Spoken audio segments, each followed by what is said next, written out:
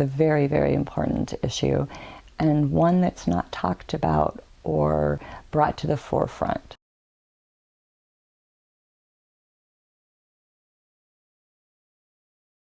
My name is Carrie Doty. I'm an office manager at a family practice physician's office. How long have I suffered from mental illness? Probably since I was maybe 12 or 13.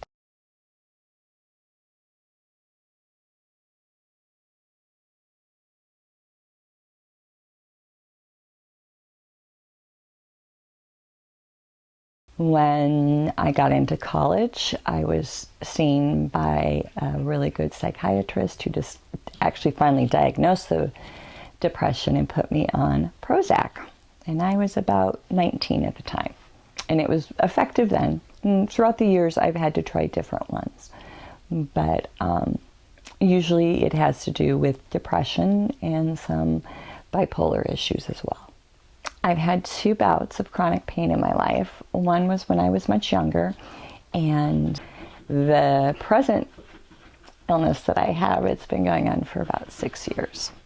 The pain that I experience is sort of a low level most of the time. You know, they always ask for pain scales when you're in pain. So 1 being no pain, 10 being the most pain. Now, for most women, 10 is childbirth. So I don't ever feel like I quite get there. I'm about a 4 or 5 most of the time. Anytime I put food in my stomach, it reaches a 9 or an 8. I have actually lost about 115 pounds. Went to the ER 4 times. I have seen doctors in 5 different hospital systems. I've only been seen by male doctors, and my pain is downplayed every time. It's very hard to be a caretaker of somebody you love and not be able to actually make them better. And certainly my family has suffered from my inability to take part in their lives. That's probably the very worst thing. That hurts a lot. I do believe that my mental illness makes a huge difference because it's easier for them to write off my symptoms to some sort of psychological or physiological or hypersensitive. They don't look for solutions.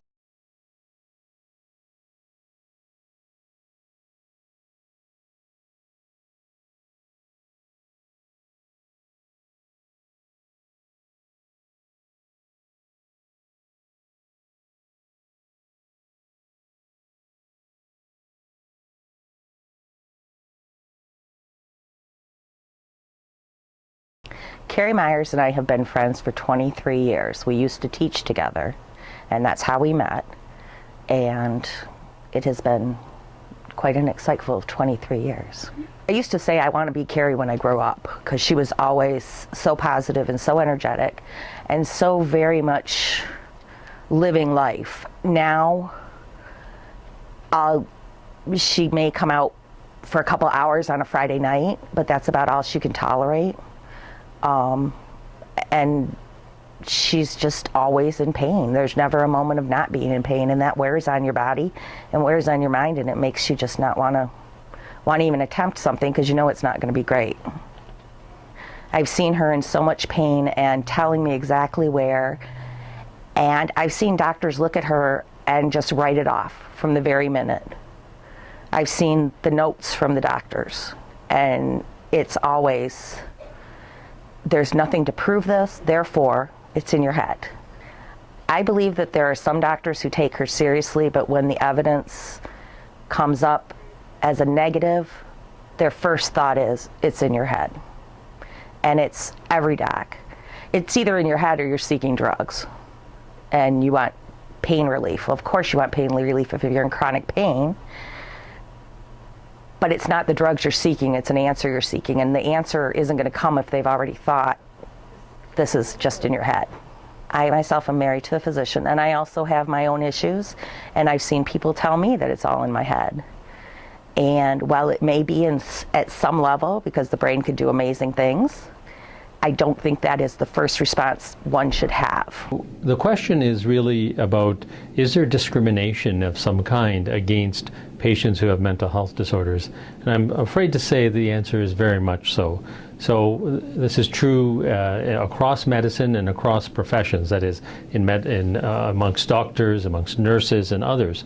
So if someone sees that a patient has two problems, so you're in the emergency room and you're working as an emergency room doctor, and somebody comes in with, say, a physical injury, and they also have, you pull up their medical record and you can see that they have a diagnosis of schizophrenia or some other condition, that often elicits a kind of negative reaction in the treating staff. And it's not a deliberate, conscious thing. It doesn't happen with everybody, of course. But it's often like, oh, this is going to be complicated. Maybe you could see this person instead of me.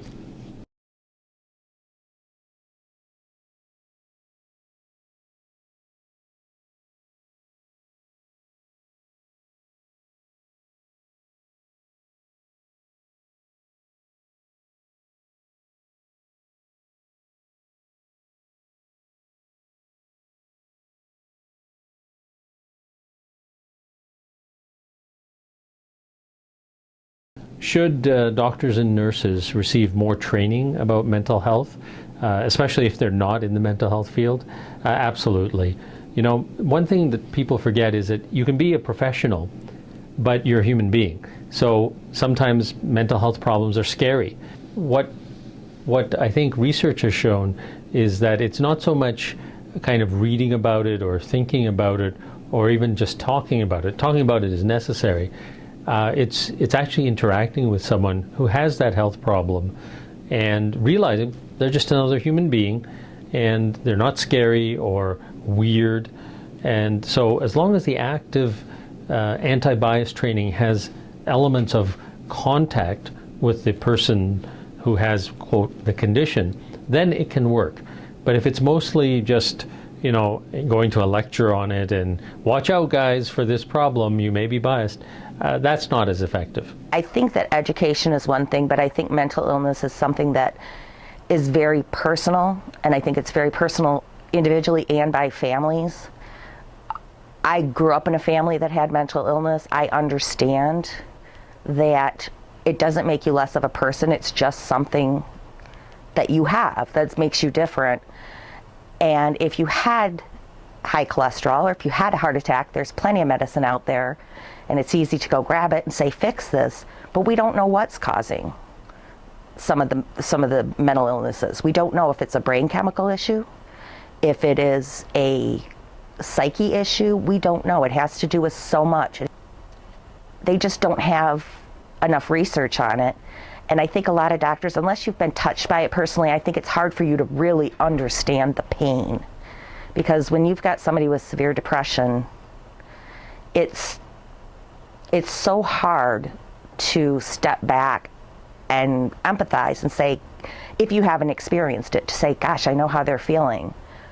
But if you have it, it's very easy to say, wow, yeah, I know why they don't want to go out. Or yeah, I know why they don't want to have a good time. I do believe that. I think education, research, and bias, it's so important for them to learn that just because you can't put